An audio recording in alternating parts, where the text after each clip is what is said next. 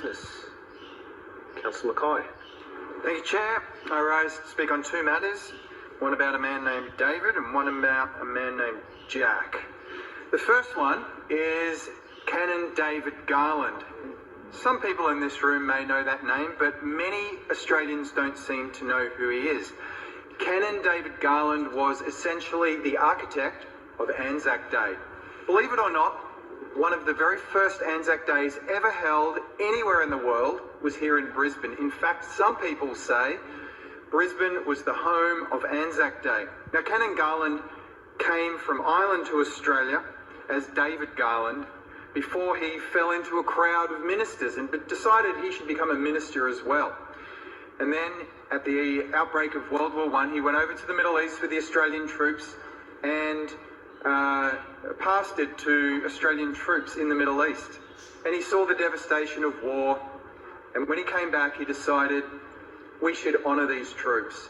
So before the war had even finished, Canon David Garland had established ANZAC Day. And obviously the date chose itself due to the Gallipoli invasion. But it was Canon David Garland who decided we should have the ode and we should have the 1 minute of silence. And all of this started in Brisbane.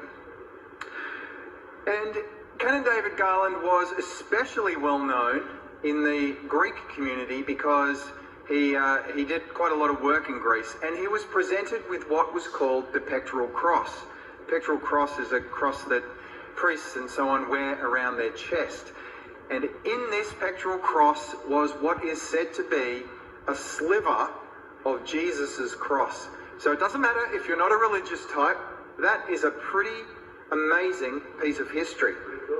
So he came back to Australia, and the local Greek community in Brisbane decided this pectoral cross that you were given does not meet the standards that you are owed. So they did a collection, and they got some Queensland gold and some Queensland rubies from Ruby Vale up in North Queensland, and they adorned this beautiful pectoral cross. And this has been in the Garland family for generations since.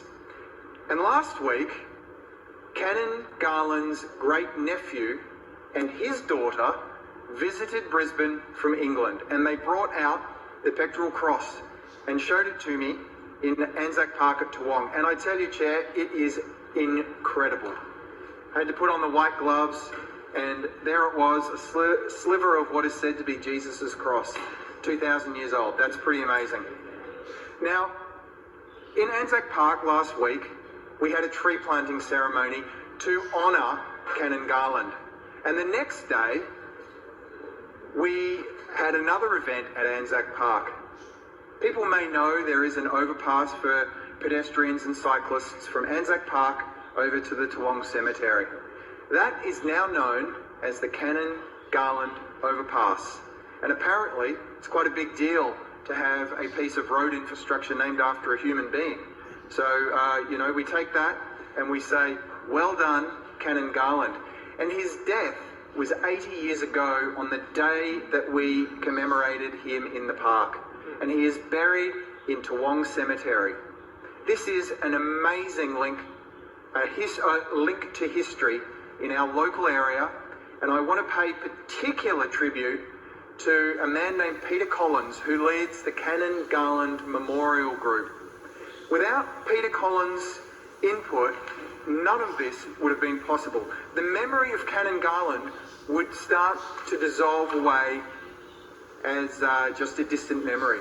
So well done, Peter, and well done the other people in the memorial group for bringing this to the attention of not just Brisbane residents, not just Queenslanders, but Australians.